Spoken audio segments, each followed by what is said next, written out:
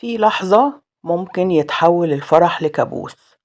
صرخة واحدة كفاية تغير مصير عمره ما هيرجع تاني. دم، خوف، حكاية اتدفنت من غير ما تتقال. ويلا نبدأ الحكاية. كانت مليكة بنت بسيطة من قرية صغيرة في شمال طاجيكستان. قرية الجبال فيها بالطول السما، والبيوت مبنية بالطين، والناس عايشة على قدها. أبوها كان راجل شديد، بيخاف من كلام الناس أكتر من خوفه من ربنا. وأمها ست غلبانة طول عمرها ساكتة، وبتقول: السمعة أهم من العمر يا بنتي. مليكة كانت في أوائل العشرينيات، وشكلها جميل بطريقتها، بريئة كده، وعينيها فيها خوف الدنيا. كانت بتحلم تكمل دراستها وتبقى مدرسة، بس العيلة قالت خلاص، كفاية تعليم. اللي مكتوب للبنت الجواز، مش الشهادة. وفي يوم جه عريس اسمه ظاهر من قرية تانية، شاب عنده محل صغير بيبيع أدوات كهربائية. شكله مقبول وأهله محترمين. الكل قال لمليكة: ده نصيبك يا بنتي، ربنا يهنيكي. مليكة كانت ساكتة، لا فرحانة ولا زعلانة. كانت بتبص لأمها كأنها بتسألها: هو ده الصح؟ لكن الأم بس هزت راسها وقالت: نصيب يا بنتي، محدش بيختاره. اتكتب الكتاب واتعمل فرح بسيط، وبدأت حياة مليكة الجديدة. أول ليلة في بيت جوزها كانت عادية جدا. هو كان متوتر وهي كمان، بس عدى اليوم من غير حاجة تذكر. تاني يوم بدأ ظاهر يتغير ووشه اتبدل، بقى بيبصلها بنظرة شك، وبدأ يسألها أسئلة غريبة: انتي متأكدة انك كنتي محترمة قبل الجواز؟ هو ليه ما حصلش حاجة؟ ليه منزلش نقطة دم واحدة؟ أكيد كنتي بتكلمي حد قبل كده. مليكة كانت بتعيط وتقول: يا ظاهر أنا عمري ما كلمت راجل، أنا بريئة، والله العظيم بريئة. بس هو ما صدقهاش. فضل الشك ياكل في عقله يوم بعد يوم. راح لأهلها وحكى، وبدل ما يهدوه زادوا جواه النار: لازم تتأكد يا ابني، دي سمعتك.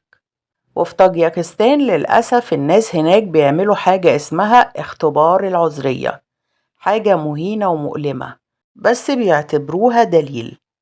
ظاهر أخد مراته غصب عنها للدكتورة رغم دموعها وتوسلها، وقال للطبيبة: افحصيها وقوليلي الحقيقة. الدكتورة قالت له بهدوء بعد الفحص: البنت عذراء، كل حاجة سليمة. بس هو ما اقتنعش، قال إنها بتكذب علشان الستات بيدافعوا عن بعض. رجعها البيت مكسورة، وبدأ يعاملها معاملة سيئة جدا. كان بيقفل عليها الباب بالساعات، ما تكلمش حد ولا يخليها تتواصل مع أهلها. كل يوم يسمعها كلام جارح: انتي وصمتي، الناس بتضحك عليا، أنا بقيت مسخرة القرية كلها. وكانت مليكة تحاول تفهمه: يا ظاهر، مفيش حاجة اسمها شرف بيبان في نقطة دم، الشرف في القلب والنية. بس كلامها كان زي الهوا، مأثرش فيه نهائي. بعد 40 يوم من الجواز انهارت مليكة تماما. كانت خلاص فقدت الأمل، لا في حب ولا في رحمة ولا في حتى حياة. في ليلة من الليالي لما الكل نام، دخلت المطبخ وفتحت إزازة خل مركز وشربتها كلها. الصبح لقوها مرمية على الأرض وعينيها مفتوحة، بس من غير حياة. الدنيا اتجمعت والستات بكت والرجالة اتكلمت. أمها كانت بتصرخ: بنتي بريئة يا ناس، بنتي ماتت مظلومة، حرام عليك. بس الكلام ما بقاش يفيد، واللي راح راح. النيابة حققت وثبتت إن الزوج كان سبب مباشر في موتها بسبب معاملته وضغطه النفسي. خدوه واتحكم عليه بالسجن 7 سنين. بس لا 7 سنين ولا حتى 50 هيرجعوا مليكة.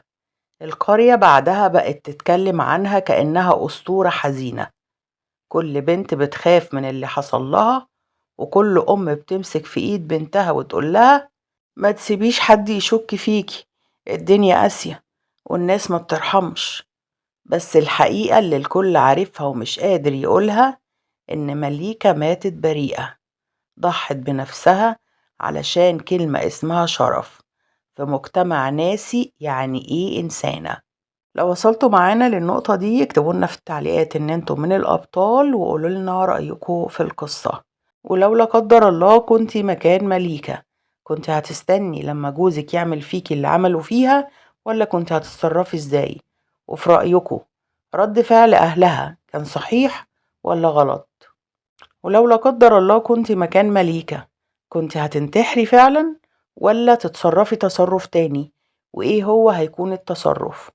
وبشكركم شكرا جزيلا لو لسه معانا لحد دلوقتي، وما تنسوش تعملوا شير لحد بتحبوه عشان نعرف رأيه هو كمان في التعليقات.